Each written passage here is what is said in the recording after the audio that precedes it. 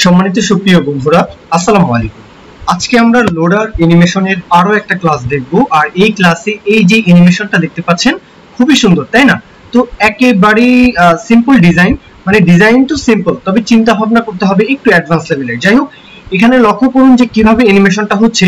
যে স্ট্রাকচারটা আমরা করতে পারি যে এখানে একটা লোডার সেকশন নিব, তার মধ্যে একটা হচ্ছে পাহাড়, মানে এই যে পাহাড়ের মতো বা উঁচু একটা স্থান, হ্যাঁ।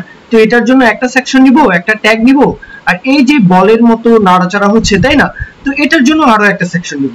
একদমই সহজ। আমি যা বললাম, এখন কোডটা দেখুন। আমরা একটা লোডার সেকশন নিব, তার মধ্যে একটা বক্স নিব, আর তার মধ্যে মানে লোডারের মধ্যে একটা বক্স থাকবে এবং একটা হিল থাকবে, মানে দুইটা ট্যাগ থাকবে। ওকে, মানে একটা আমাদের স্থির থাকবে, এই হিলটা কি স্থির, আর এই যে বক্স বা বল, এই বলটা কি উপরে যাবে এবং নিচের দিকে আসবে। ওকে, এখন আমাদের স্ট্রাকচারের কাজ শেষ। এখন যদি আমরা মানে লাইভ সার্ভারের মধ্যে আমাদের সাইটটাকে দেখি, তাহলে এই হচ্ছে বর্তমানে অবস্থা। এখন আমরা সিএসএস এর মাধ্যমে পুরো ডিজাইনটাকে করতে পারি। প্রথমেই এইচটিএমএল এবং বডিকে একসাথে ধরে দুইটাকে একসাথে আমরা কাজ করতে পারি। যদি আমরা এখানে কমা দিয়ে বডিকে একসাথে ধরে ব্যাকগ্রাউন্ড কালারটা জাস্ট চেঞ্জ করে দিই, যেমন বিজি কালার, যে কোনো একটা কালার নেই, নিয়ে একটু ঘুরিয়ে দিব, একটু এদিক সেদিকে রেখে জাস্ট একটু দেখিয়ে দিচ্ছি আর কি। আচ্ছা, এমনই থাকুক, সমস্যা নেই। এখন আমরা একটা লোডার সেকশন নিয়েছি, হ্যাঁ, মূল যে সেকশনটা, এই সেকশনকে কপি করলাম, মানে ক্লাস নেমকে এটাকে ডিজাইন করতে হবে। তাহলে এই ক্লাস নেমকে এখানে পেস্ট, এটার হাইট দিব, উইডথ দিব, হাইট বলতে পারি 100 পিক্সেল বললাম আর কি, উইডথটাই দিব 100 পিক্সেল। হাইট উইডথ দেওয়ার পরে আমরা যদি এখন ব্যাকগ্রাউন্ড কালার দিই তাহলে বোঝা যাবে, তাই না? তাহলে ব্যাকগ্রাউন্ড একটি কালার এখানে উল্লেখ করি, যেমন ধরুন এই কালারটা থাকলো, তাহলে কিন্তু এটা চলে আসলো, তাই না? এই যে বিষয়টা। আচ্ছা, আমরা ডিফল্ট ভাবে কিন্তু মার্জিন 0, প্যাডিং 0 দেইনি, এইজন্য কিন্তু এখানে এই যে প্যাডিং মার্জিন কিন্তু আসলে পেয়েছে। আচ্ছা থাক, সেই দিকে আমাদের কোনো ভ্রুক্ষেপ নেই। আমরা এখন পজিশনটা রিলেটিভ রাখতে পারি, পজিশন থাকবে তোমার রিলেটিভ থাকলো। এখন আমরা যদি মার্জিন বলে দিই, সেন্টারে আনতে চাই, তাহলে মার্জিন যদি বলে দিই যে 50% এবং কমা দিয়ে যদি বলি যে কমা দিতে হবে না, আবার বলবো যে 50%, তাহলে কিন্তু এটা সেন্টারে অ্যালাইন হয়ে গেল, তাই না? আচ্ছা, এখন আমরা এই যে হিল সেকশনটা ছিল, এই যে এখানে একটা দাগ, মানে দাগ দেওয়া ছিল, তাই না? মানে এই যে সেকশনটা, এই যে লম্ব বরাবর যে দাগটা, তো এটা কিভাবে দিতে পারি? লক্ষ্য করুন, আমরা একটা সেকশন নিব, তাকে রোটেট করে দিব, হ্যাঁ, মানে আমরা এমন একটা বক্স নিব, সেই বক্সকে এরকম একটা বক্স নিব আর কি, হ্যাঁ, চতুর্ভুজ। এই চতুর্ভুজকে আমরা রোটেট করে দিব, একদমই সহজ। হ্যাঁ, আমরা শুধু বর্ডার দিব। আচ্ছা, আমি কথা বলার চাইতে আপনাদেরকে কোড করে জিনিসটা দেখিয়ে দিই যে কিভাবে এই বিষয়টা করছি। তাহলে এই ক্লাস নেমকে ধরে এই ক্লাস নেমকে এখানে পেস্ট, আমরা এটার পজিশন বলতে পারি, পজিশন থাকবে অ্যাবসলিউট, অবশ্যই অ্যাবসলিউট বলবো, কেননা উপরেরটা রিলেটিভ ছিল, এটাকে অ্যাবসলিউট বললাম। আচ্ছা, বুঝলাম।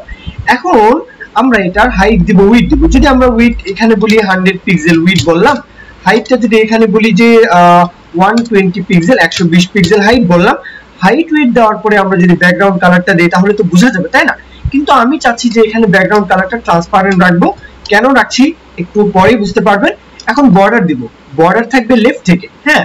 তাহলে বর্ডার লেফট 2 পিক্সেল সলিড একটা কালার দিব, 2 পিক্সেল সলিড, যে কোনো একটা কালার এখানে নেই, আমি সরাসরি হোয়াইট কালারটাই রাখছি। এটা কিন্তু চলে আসি, এই যে এখানে কিন্তু চলে আসছে, বোঝা যাচ্ছে না, তাই না? বোঝা যাবে, সমস্যা নেই। আমরা এখানে এই যে কালারটা ছিল, হ্যাঁ, এই কালারটাকে ট্রান্সপারেন্ট করে রাখি, এটা বোঝা যাবে না। এখন যদি এটাকে রোটেট করে দিই তাহলে তো বোঝা যাবে, তাই না? একদমই সহজ।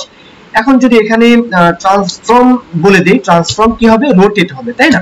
ট্রান্সফর্ম আমরা কি করতে চাই? রোটেট করতে চাই। কত ডিগ্রি? 45 ডিগ্রি। হ্যাঁ, তাহলে কি হচ্ছে? আমরা যে ডিজাইনটা করতে চাচ্ছি সেই ডিজাইনটা হচ্ছে। আমরা চাইলে এটার যে বর্ডার লেফট আমরা কিন্তু 3 পিক্সেল দিয়েও দেখতে পারি, হ্যাঁ, একটু বোল্ডের দিকেও রাখতে পারি চাইলে, সেটা আলাদা একটা বিষয়।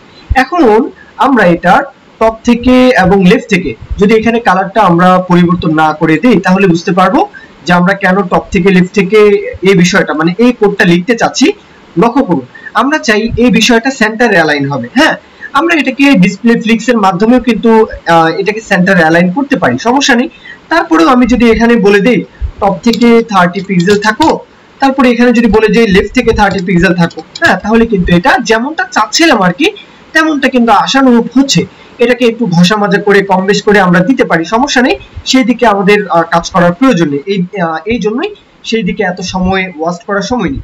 আচ্ছা, এখন আমরা যেটা করতে চাচ্ছি বক্সকে ডিজাইন করব, একটা বক্স নিব, এই বক্সের যে ডিজাইনটা সেটা করব। তাহলে এই ক্লাস নেমকে কপি, এখানে পেস্ট। এখন এই বক্সের যে ডিজাইনটা আমরা এটার পজিশনটা প্রথমে বলবো, পজিশন থাকবে অ্যাবসলিউট, আচ্ছা থাকলো। এখন লেফট থেকে চাই 0, লেফট থেকে সবসময় 0ই থাকবে, হ্যাঁ। তারপর আমরা চাই বটম থেকে 0 থাকবে, আচ্ছা কেন দিলাম, এটার উপরে যদি আমরা এখন হাইট উইডথ বলে দেই তাহলেই বুঝতে পারবো। যদি এখানে বলে দেই যে হাইট 15 পিক্সেল, আচ্ছা থাকলো, উইডথ 15 পিক্সেল, এখন তো বোঝা যাচ্ছে না, বোঝা যাবে যদি আমরা বর্ডার দিই। আচ্ছা ব্যাকগ্রাউন্ড কালারটা কি রাখবো, ট্রান্সপারেন্ট রাখবো, ব্যাকগ্রাউন্ড কালারটা আমরা চাই না, আচ্ছা ট্রান্সপারেন্ট থাকলো। যদি এখন বর্ডার দিই, হ্যাঁ বর্ডার 4 পিক্সেল বলতে পারি, 4 পিক্সেল সলিড, কালার হচ্ছে সরাসরি হোয়াইট কালার রাখবো, হ্যাঁ। এখন এই যে বলটা, এই বলটা কিন্তু চলে আসছে, তাই না, লক্ষ্য করুন। এখন আমরা কিন্তু এটার যে বর্ডার রেডিয়াস বলতে পারি, হ্যাঁ একদমই সহজ। আমি যদি এখানে বর্ডার রেডিয়াসটা উল্লেখ করি, বর্ডার রেডিয়াস 15 পিক্সেল, হ্যাঁ সেটা তাই হবে, 15% দিব, 15%, তাহলেই হবে। এই বিষয়টা কিন্তু চলে আসছে। আচ্ছা এখন এটাকে একটু উপরের দিকে অ্যালাইন করতে চাই, তাহলে আমাদেরকে ট্রান্সফর্ম যেই স্কেলটা, ট্রান্সফর্ম যেই ট্রান্সলেট, এগুলো ব্যবহার করতে হবে, তাই না, রোটেট ব্যবহার করতে হবে। তাহলে আমরা ট্রান্সফর্ম যে প্রপার্টি এটাকে ধরলাম, তারপর ট্রান্সলেট বলতে পারি, হ্যাঁ ট্রান্সলেট থাকবে। এখানে লক্ষ্য করুন, এখানে আমি চাই যে এক্স অক্ষ বরাবর 0 থাকবে এবং ওয়াই অক্ষ বরাবর -17 পিক্সেল থাকবে। লক্ষ্য করুন আমি যেই ডিজাইনটা চাচ্ছি সেই ডিজাইনটা কিন্তু হচ্ছে, তাই না। এখন এখান থেকে এইদিকে যাবে, আবার এইদিকে আসবে, সমস্যা নেই, আমরা করব, এক এক করে করব। এখন একটু রোটেট করে দিব, যাতে এইভাবে না থেকে মানে এই যে অক্ষটা, এই অক্ষটা এই মানে হিলের সাথে যেন লেগে যায়। তাহলে এখানে কিন্তু আমরা যেহেতু ট্রান্সফর্ম একবার নিয়েছি, সুতরাং জাস্ট এখানে রোটেট বলে দিব 45 ডিগ্রি, তাহলে কিন্তু এটা এটার সাথে অ্যালাইন হয়ে গেল, তাই না। একদম সহজ না, একদমই সহজ, বুঝলে একদমই সহজ, জাস্ট একটু মাথা খাটাতে হবে। আচ্ছা আমাদের ডিজাইন কমপ্লিট, লক্ষ্য করুন ডিজাইন কমপ্লিট, কিন্তু অ্যানিমেশন কিন্তু কমপ্লিট নয়, অ্যানিমেশনটাই কিন্তু এখানে মুখ্য বিষয়। আচ্ছা আমরা যদি এখন অ্যানিমেশনটা বলে দিই, অ্যানিমেশনের নামটা দেই, এটা পুশ হবে, ওকে আমি এই নামটাই দিচ্ছি। আচ্ছা কত সেকেন্ড ডিউরেশন দিব, যেমন 2.5 সেকেন্ড বললাম, আচ্ছা তাও থাকলো। এখন মূলত কিউবিক বেজিয়ার এই বিষয়টা আপনাদের বুঝতে হবে যে আমরা অ্যানিমেশনটা কিভাবে দিচ্ছি। এটা বিভিন্ন ওয়েবসাইট রয়েছে, জাস্ট গুগলে যাবেন, কিউবিক বেজিয়ার জেনারেটর লিখে সার্চ করবেন অথবা টিউটোরিয়াল দেখবেন, ওকে। এখন আমরা কিউবিক বেজিয়ার যে বিষয়টা, এটা আমরা কন্ট্রোলটা লিখবো যে আমরা কিভাবে এই অ্যানিমেশনটা চাচ্ছি। আমরা চাচ্ছি এখানে আস্তে করে গিয়ে আবার জোরে যাবে, আবার আস্তে করে গিয়ে আবার একটু জোরে যাবে, এইভাবে কিন্তু আসলে চাচ্ছি, হ্যাঁ। এই জন্য কিন্তু কিউবিক বেজিয়ার যে ব্যবহারটা, এই জন্য কিন্তু আমরা করছি। আচ্ছা যে বিষয়টা আপনাদের জেনারেট করে অটোমেটিক আপনারা পাবেন, মানে মুখস্থ রাখার দরকার নেই, সেই বিষয়টা আসলে মুখস্থ করে কোনো লাভ নেই, তাই না। এখন আমরা এই অ্যানিমেশনটা কেমন চাই, হ্যাঁ মানে কত সময় চাই সেটা বলতে হবে, ইনফিনিট, এটা চলতেই থাকবে। এখন কি ফ্রেম ধরে আমাদেরকে কাজ করতে হবে, তাহলে আমরা কি ফ্রেম, এটার মধ্যে আইডেন্টিফায়ারটা বলতে হবে পুশ, ওকে। এই নেমটাই কিন্তু আইডেন্টিফায়ার হিসেবে আমাদের বলতে হবে কন্ট্রোল। এখন হচ্ছে মূলত কন্ট্রোলের কাজ।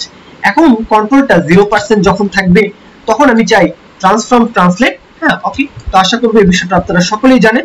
ট্রান্সফর্ম ট্রান্সলেট বলতে হবে আমি চাই যে x অক্ষ বরাবর 0ই থাকবে এবং y অক্ষ বরাবর -17 পিক্সেল থাকবে, সমস্যা নেই। কিন্তু এটার যে রোটেটটা একটু আমি চাই যে যেমন আছে তেমনই থাকবে। যদি বলি যে -45 ডিগ্রি তাহলে তাই হবে, তাহলে যদি বলি যে রোটেট হও -45 ডিগ্রি তাহলে তাই হবে। এখন যদি আমি 5% এর ক্ষেত্রে এখানে বলি যে 5% এর ক্ষেত্রে তুমি তাই হবে, মানে ট্রান্সফর্ম যে ট্রান্সলেট x অক্ষ বরাবর এবং y অক্ষ বরাবর যা আছে তাই হবে।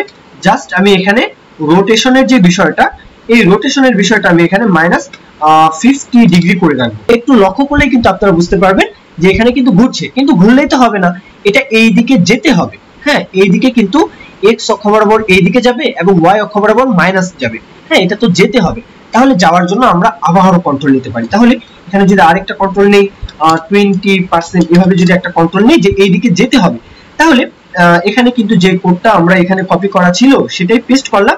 ট্রান্সফর্ম ট্রান্সলেট, লক্ষ্য করুন এখানে যদি বলে দেই যে 17 পিক্সেল তুমি x অক্ষ বরাবর সরবা, তাহলে কি হচ্ছে 17 পিক্সেল কিন্তু x অক্ষ বরাবর সরছে, কিন্তু y অক্ষ বরাবর কিন্তু উপরের দিকে আমরা কিন্তু সরাতে চাই। তাহলে এখানে যদি 17 এর বদলেতে 32 এভাবে যদি দেই তাহলে কিন্তু সেই এই দিকেও সরছে, লক্ষ্য করুন সে এই দিকেও সরছে।